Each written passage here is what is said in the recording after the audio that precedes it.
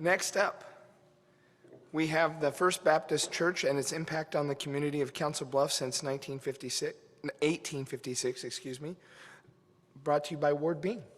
Come on up.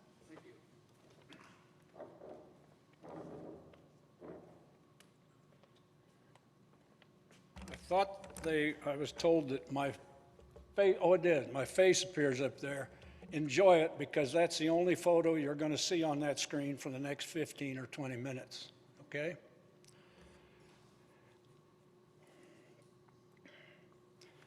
First of all, I would like to thank those responsible for this symposium, and especially for inviting me to be part of the panel as a representative of First Baptist Church in Council Bluffs, often referred to as the church on the park.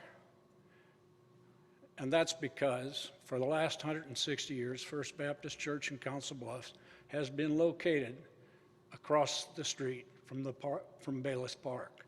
And that's how that came about. And that's what I want to do for the next few minutes, is share with you First Baptist Church's impact on Council Bluffs. I'm not going to spend time talking about the various building programs of First Baptist Church, the number of pastors that we had over these past years, the number of missionaries that we sent abroad, and those kinds of things. I'm sure that members of our congregation would be interested in that, but I fear that it would be of little interest to you, and I understand that. So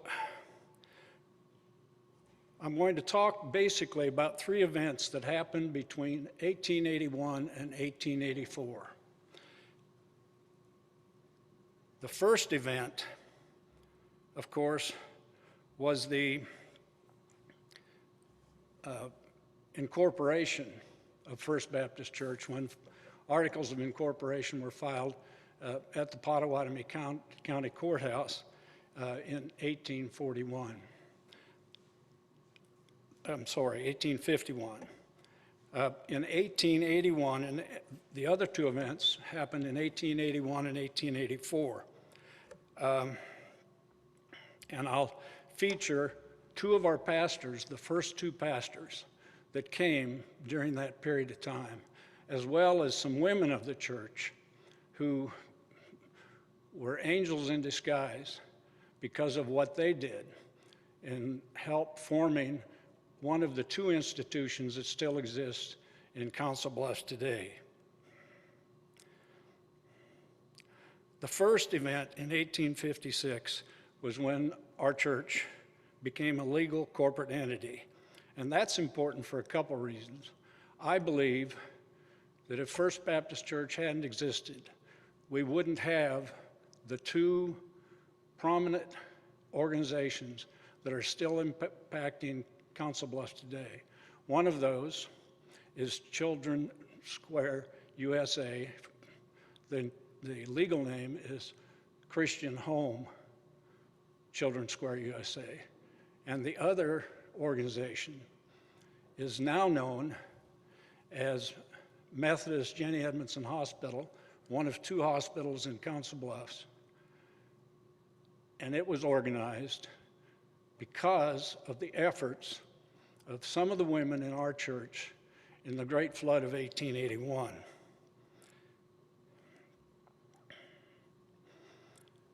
Both of those institutions have had I think, have had a profound effect on Council Bluffs.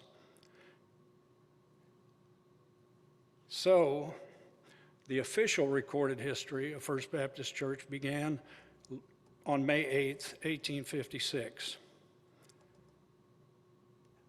when 7 out of 12 members, that's the number of Baptists that were gathering up to that time, 7 of those men went to the courthouse, and we became a legal entity. In that same year, the town of Council Bluffs boasted a population of approximately 2,000 people.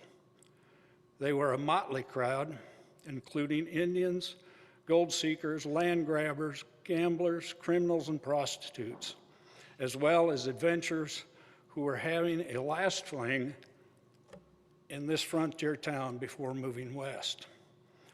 But there were also many folks who were lured here by the promise of rich lands in Iowa to farm and potential business and professional opportunities in the small but growing town once called Kanesville, but now called Council Bluffs. Also, by 1856, most Mormon inhabitants had continued on their western trek to Utah, but some remained and others turned back, primarily because they were opposed to plural marriage. Those good folks that came back to Council Bluffs, as well as those that were here,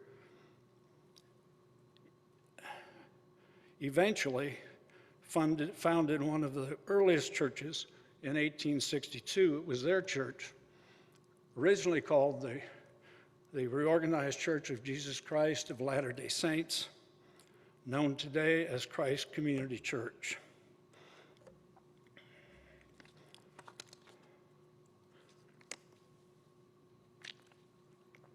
When I was a young man, I used to stand up in front of classes of college students for 40 minutes and lecture without hardly a note.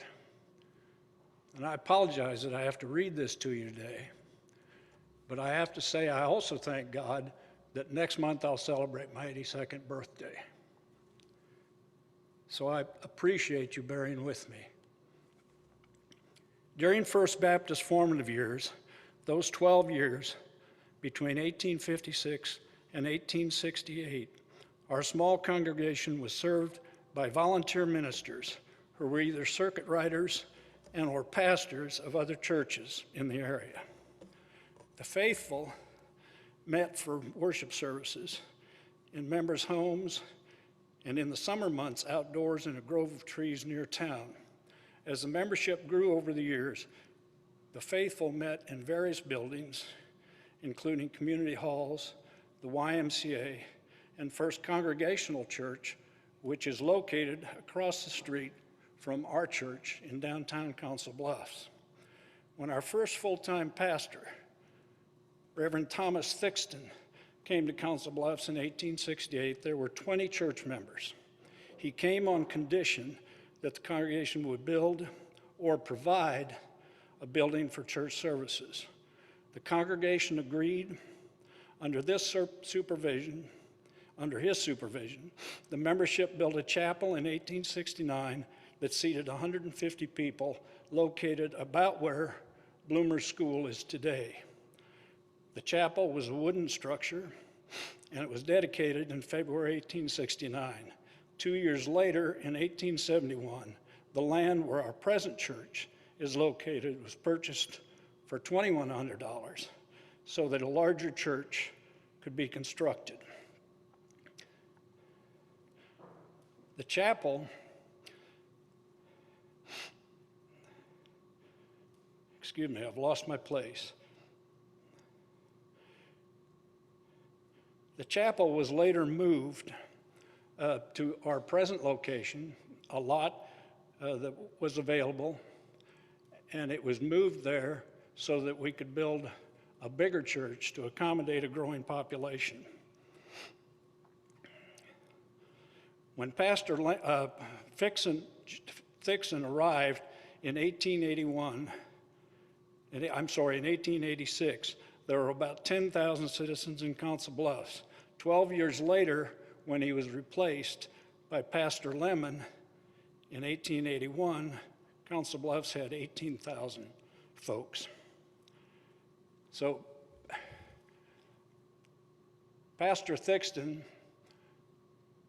provided the incentive for that small group of people to become a much larger group of people and build a permanent structure that exists, or renovations of it exist to this day.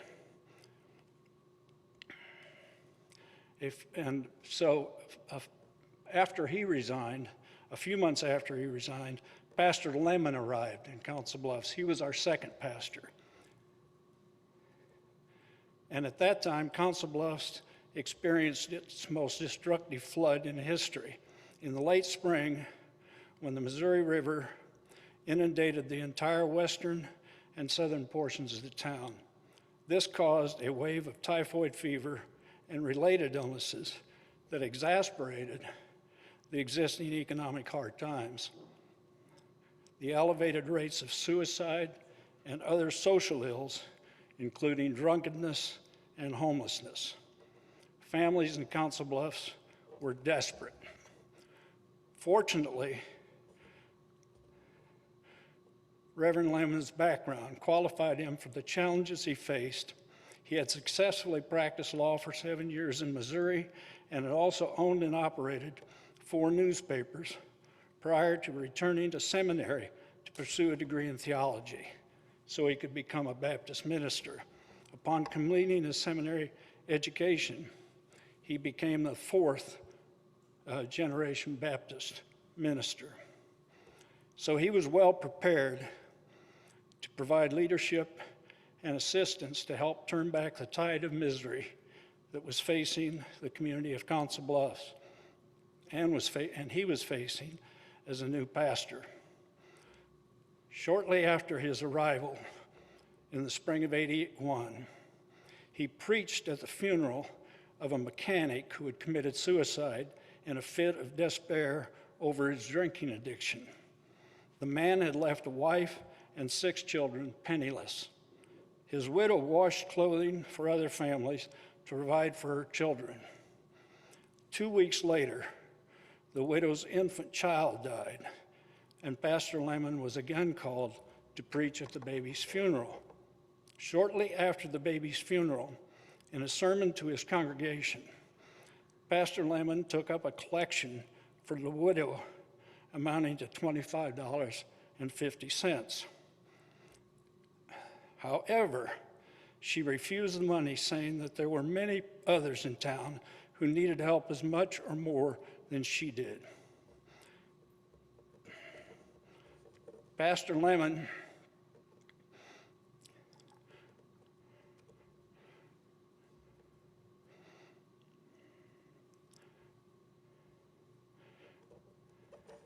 I'm sorry, folks. Having trouble with my magic box.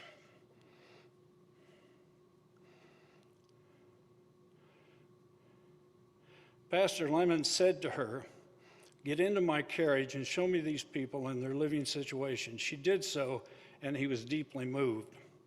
A nonpareil reporter hearing his sermon suggested to Pastor Lemon that the paper should publish a story about the need for donations from the community to help all of those affected by the flood, were experiencing poverty, or were experiencing physical and mental illnesses.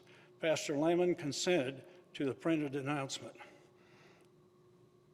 The nonpareil ran the story, and individual citizens, several other church congregations, and the business community responded generously. The chapel at First Baptist Church was eventually kept open from 7 a.m. to 10 p.m. every day, with its members there to receive, process, and distribute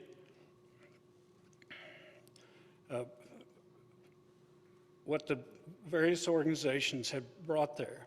At one point, a half dozen express wagons were delivering food, clothing, coal, medical supplies, beds and bedding, as well as other materials to the needy. In December 1882, while this work was consuming much of his time, Pastor Lemon's time, an intoxicated man came to him and told him, "I want you to take my 3 girls.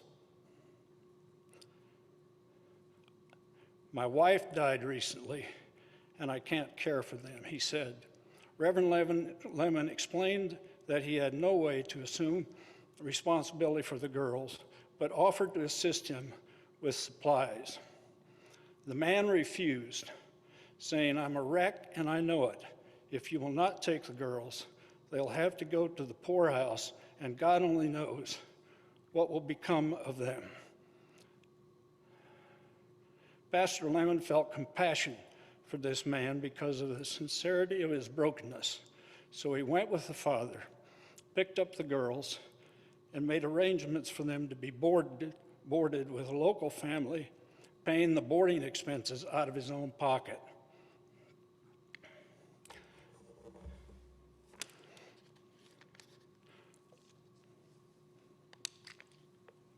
As word spread, and because of a widespread community need, it was not long before other needy children were brought to the minister and his wife. Pastor Lemon decided to lease a 3-room cottage on Avenue D between 7th and Curtis Street and hired a matron to care for the girls. The Christian Homes Work, and that's one of the 2 organizations I want to feature, the Christian's Homework had begun, and Pastor Lemon had a new calling. And the congregation we know the organization we know today as Christian Home is now on a 9-acre campus here in Council Bluffs, and it's called Children's Square USA, where a number of modern cottages, a chapel, and other buildings are located. So in March 1883, Pastor Lemon and a group of supporters gathered to draw up articles of incorporation and bylaws and elect a board of trustees for this new venture. The group chose the name, the Council Bluffs Home of the Friendless Association. But in January 1984, the name was changed to the Christian Home Association. And nearly a century later, in 1996, it became Christian Home Association, Children's Square USA. Now, during those difficult times, Pastor Lemon planned for the home's financial stability and wrote the home's land deeds to ensure that the property could never be mortgaged, indebted, or alienated in any way. As a result, the property and facilities could never be used as collateral for loans to help finance the home's operations, and it could not affiliate with any denomination. He was adamant about that. He did not want that organization to be solely affiliated with First Baptist or any other denomination. It was going to be an interdenominational enterprise. In 1883, there was no state or federal aid. There were no charitable foundations or other organized sources of funding as there are today. The only means of financial support for the new home was the charitable giving of individuals, clubs, churches in town, and businesses. And in its formative years, the home occasionally ran deficits, but thanks to a generous community, it was able to continue its mission of care. In the early years, the home basically operated as an orphanage, receiving children from ages 2 through 15, and they were chosen completely free of charge, no cost from anybody. Pastor Lemon believed that children from the same family should never be separated from each other when they were placed for adoption, and every effort was made to prevent that from happening. In 1884, after running the organization while still ministering to the common congregation of more than 200 members at First Baptist Church, he left his pulpit to assume full-time management of the Christian Home Association. That same year, he and his wife used their own funds to build their family home on the grounds of the Christian Home.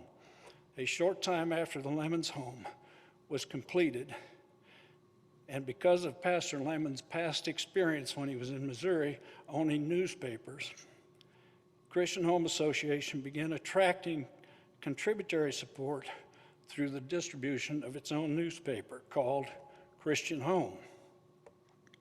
It was composed and printed in press and editorial rooms located in 2 rooms of the Lemon's residence. By 1898, Reverend Lemon was acknowledging support from people in 38 states. Florence Lemon, the pastor's wife, died in September 1902, and Pastor Lemon followed her in death 2 years later. In the Lemons' 22 years of struggle and sacrifice, the orphanage population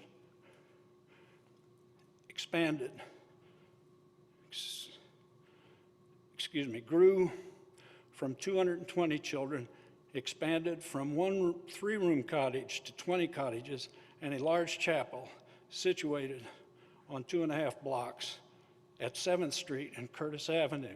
Today, the Christian home serves over 1,000 children, youth, and families in Iowa and Nebraska each day who have behavioral, emotional, or psychological needs. They are served through programs that include counseling, emergency services for children, early childhood care, foster care, and residential treatment and education for children with serious emotional and behavior disorders. Children's Square today has an operating budget of $10 million and employs 150 full-time employees and offers programs and services 24 hours a day. The second organization that First Baptist impacted was what we now call Methodist Jenny Edmondson Hospital. During the flood of 1881, the women of First Baptist Church, and here's where I'm talking about these women who I consider to be angels, the women of First Baptist Church organized a faith band, that's what they call themselves, to assist the sick and needy victims of the flood. Over time, the Baptist Faith Band evolved into an interdenominational group called the Women's Christian Association. The women began addressing this need at the close of a YMCA convention in May 1884. They met for prayer service at the First Baptist Church on Bayless Park and later convened at the home of church member Mrs. Anna Phelps. At that meeting, the Women's Christian Association, their group, decided to become an auxiliary of the YMCA. They were committed to performing good deeds such as visiting the sick and poor and providing sewing classes for poor girls.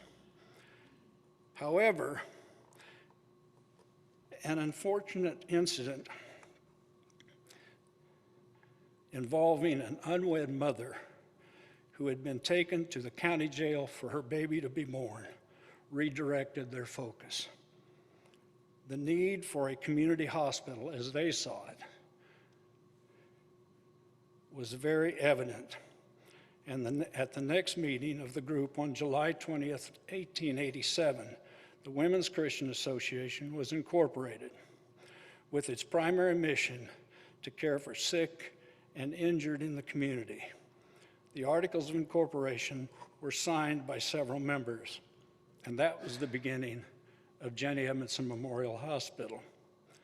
A 5-room cottage owned by Mrs. J.B. Adkins on William Street was leased in November 1886 for $25 a month to provide a place for sick people to be treated.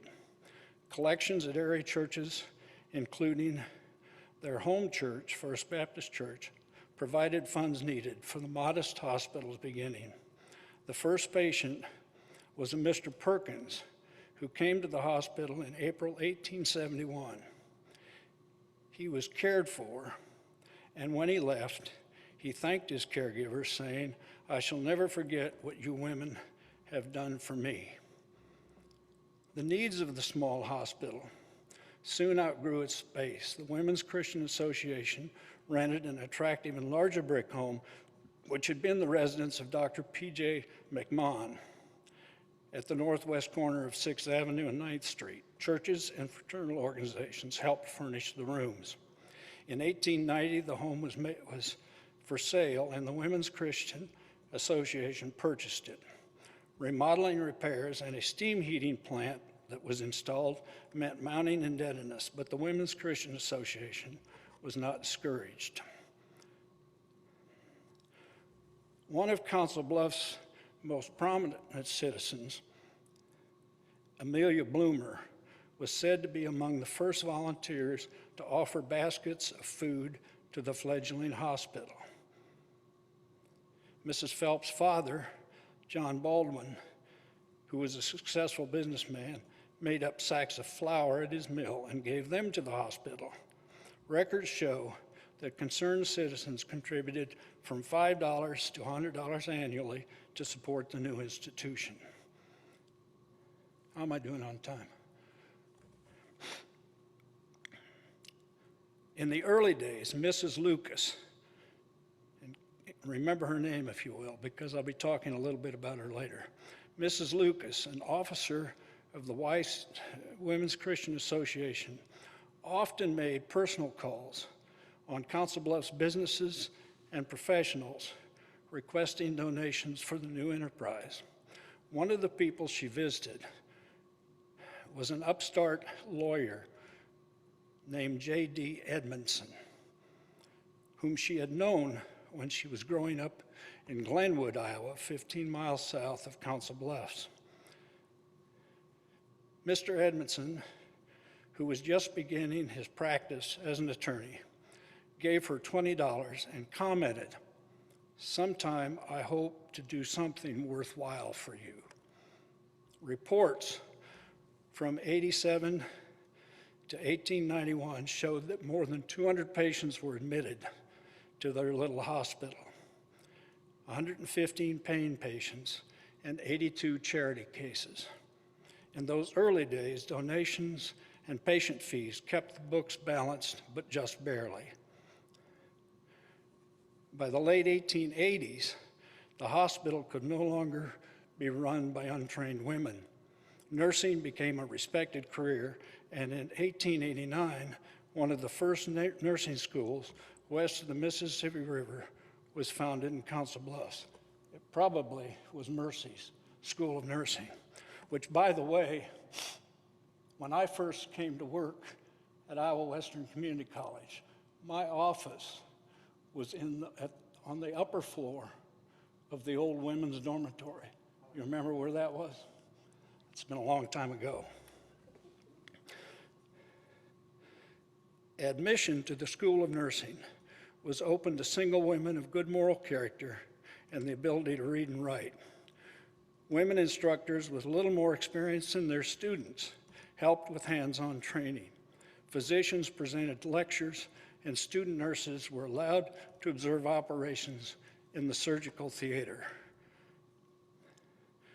One of the first major gifts to the new hospital in 1897 was from Mrs. Sarah Ballard, who had sold the Dr. Ballard home to the Elks Club for a clubhouse for $22,000. This amount was then given to the hospital. After retiring several debts, the remainder of the donation was placed in a building fund. As the hospital's needs grew, larger quarters were again sought. In 1905, the Bach property and 2 adjoining lots were purchased at the site where the current hospital sits. The property cost in excess of $10,000. Omaha architects Fisher and Laurie generously reduced their fee to design the first hospital. The challenge became how to finance the new building. Jenny Edmondson, the young lawyer from Glenwood, now was a distinguished attorney, teacher, and real estate broker, and he provided the answer. He made good on a promise he made years before to Mrs. Lucas when he told her, "Sometime I hope to do something worthwhile for you." He offered to loan the Women's Christian Association $50,000 for the building fund, with the provision that on the execution of his will, the loan would become a gift. He also requested that the hospital's name, which at that time was Council Bluffs General Hospital, be changed to honor his wife, Jenny, the only daughter of local surgeon Dr. Henry Hart.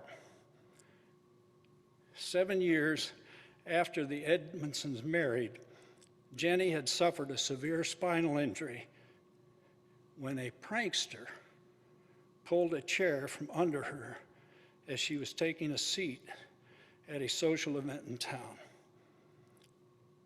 And she was confined to her bed from that day until her death in 1890. The board of directors agreed to his request, and the name of the hospital was changed to Jenny Edmondson Memorial Hospital, and it remains that to this day. Upon Mrs. Edmondson's death in 1930, Mr. Edmondson's death, he died in 1933. His will provided more than $225,000 to the hospital, and was one of the largest gifts ever made up until that time.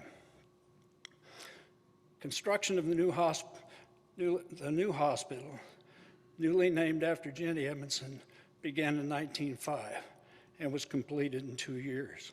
Patients were transported by carriage from the old Council Bluffs General Hospital at the house to the new Jenny Edmondson Hospital. More than 1,000 people attended the formal opening on February 12 of 1907. As Jenny Edmondson's husband had requested, every year on her birthday, which is October 28, a bouquet of roses was to be placed beside the lovely portrait of her, which hangs in the hospital lobby. Hospital officials say it symbolizes not only his love for his wife, but his community as well, which helped make possible the expanded hospital in 1907. Jenny Edmondson Hospital became a Methodist health system affiliate in 1994. Today, it is a 230-bed regional health care center serving approximately 250,000 residents in western Iowa. The hospital employs a workforce of over 400 full-time and 160 part-time employees, and has an active medical staff of nearly 170 physicians. The hospital also offers level 3 emergency services and treats over 20,000 patients per year. The hospital also performs over 7,000 inpatient and outpatient surgeries, while surpassing over 500 births yearly. So, Children's Square Christian Home Association, a thriving organization today, and Jenny Edmondson Hospital, I'll back up. A thriving organization today really owes its foundation to Pastor Lemon, the second pastor of First Baptist Church, and Jenny Edmondson Memorial Hospital owes a debt of gratitude to those little women. That's what they call themselves, the Little Women's Band, the Little Women of First Baptist Church, who eventually, in cooperation with women from all the other churches in town, became the Women's Christian Association, the WCA. And the result today is one of 2 great hospitals in southwest Iowa, located in Council Bluffs. Thank you for putting up with me.